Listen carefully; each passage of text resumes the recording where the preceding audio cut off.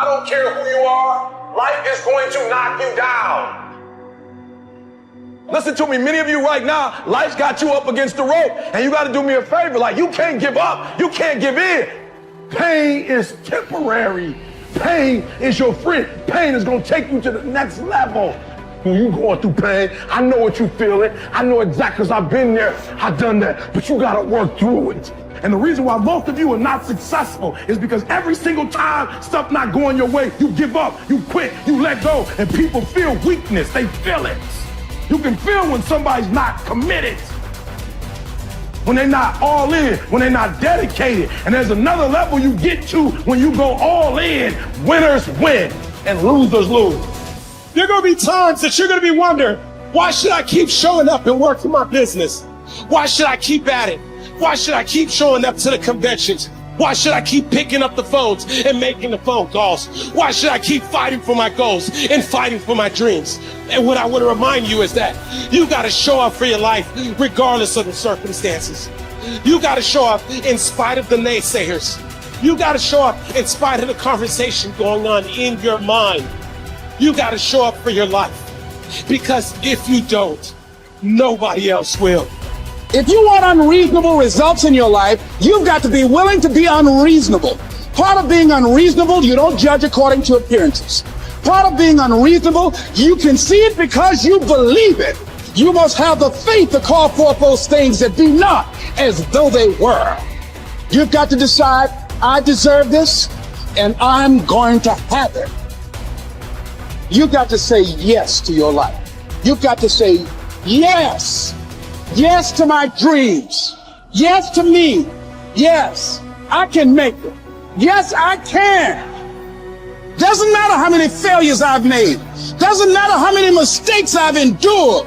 Doesn't matter about my defeats. Doesn't matter about what I've done.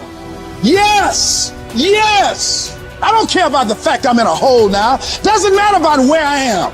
The last chapter to my life has not been written yet. If you judge me now, you'll judge me prematurely. I'm still in the process of transforming my life. I'm still in the process of becoming. Yes. The brilliance of Thomas Edison was not in his mind. It was something much more ordinary and often much less respected. I've got no imagination, he once said. I never dream. I've created nothing. If you're someone who doesn't like Edison, you might think that this is Edison admitting to stealing his inventions from other, more brilliant inventors, like Nikola Tesla. Not quite, but he did readily concede that most of the credit belonged to something other than his brain. The genius hangs around his laboratory day and night, Edison said. If anything happens, he's there to catch it. If he wasn't, it might happen just the same. Only it would never be his. What he's talking about is showing up. The incredible, underrated power of clocking in every day, putting your ass in the seat, and the luck this seems to inevitably produce. Edison lived in his laboratory and never missed a day. Like Gehrig, even when he was sick, when he was tired, or when visited by tragedy or disaster. The modern conveniences we can trace to his lab den owe far more to his body than his brain, to the compounding power of consistency rather than sheer brilliance. It wasn't about inspiration. It was about getting to work, show up and try. Get on the treadmill, pick up the violin, script out some sequence, reach out to some clients, read some reports, lift a couple weights, jog 1 mile, cross one thing off the to-do list, chase down a lead. It doesn't matter what it is. All aspects of our life benefit from this circumscribed kind of discipline. Just as long as you do something every day, that is the important thing. Show up. When you're tired, when you don't have to, even if you have an excuse, even if you're busy, even if you won't get recognized for it, even if it's been kicking your ass lately, once something is done, you can build on it. Once you get started, momentum can grow. When you show up, you can get lucky. Is this still hard? Yes. But the good news is that because it's hard, most people don't do it. They don't show up. They can't even do one tiny thing a day. So yes, you're alone out there on the track in the rain. You're the only one responding on Christmas. But having the lead is, by definition, a little lonely. This is also why it's quiet in the morning. You have the opportunities all to yourself. Don't worry about setting any records. Just report for duty. No excuses. And here's the irony. This is also a way to break records. Consistency is a superpower. Day to day, willpower is incredibly rare. Lowell Gettrig was a solid position player and a good hitter. But his success really was rooted in the fact that he didn't miss many days of work.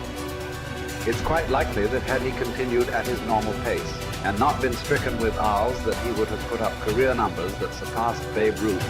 Gettrig wasn't just able to show up despite injuries and fatigue. He also had to push through ennui, doubt, and just plain not feeling it.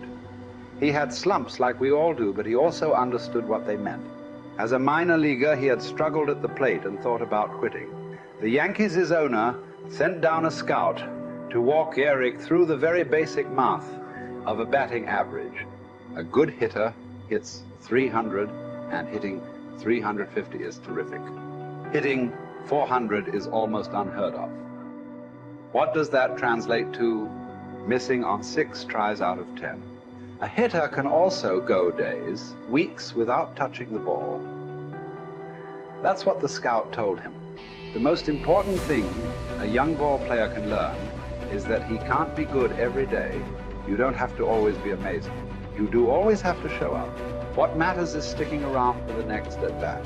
The ability to do that, coupled with the ability to endure what John Steinbeck called dawdly days while writing East of Eden. Those days when everything seems out of whack, when you're just not feeling it, when the distractions won't stop, is the first step to greatness, literally. You cannot be great without the self-discipline to do that. One thing a day adds up. Each day adds up. But the numbers are only interesting if they accumulate in large quantities.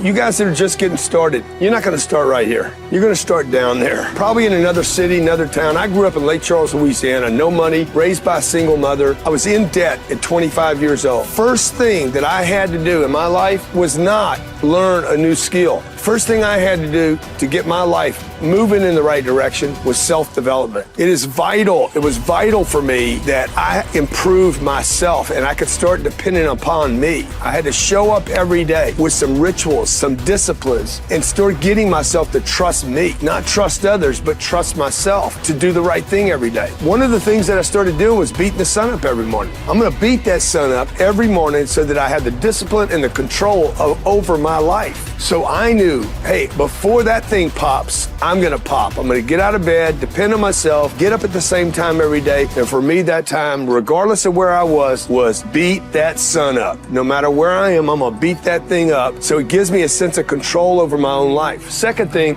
I had to start cleaning up my life and my friends and my environment. When I was younger, between 15 and 25, I was doing crazy stuff in my life. Wasting my weekends. I have the saying, weekends are for the weak.